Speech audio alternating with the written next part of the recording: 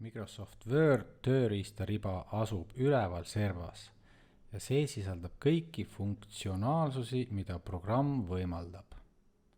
Sarnased funktsioonid on grupeeritud ja need on esitatud vahekaartidena. Igapäevatööks vajalikud vahekaardid on fail, avaleht, lisa, paigutus ja viited.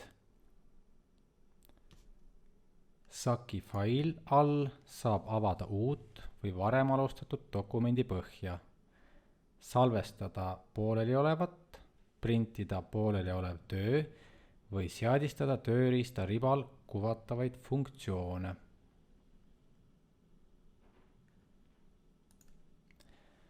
Avalehe all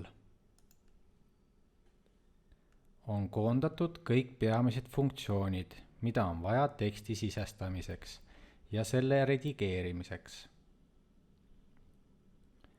Saki lisa all saab failile lisada tabeleid, pilte, videosid, linke ja muud vormindusega seonduvat.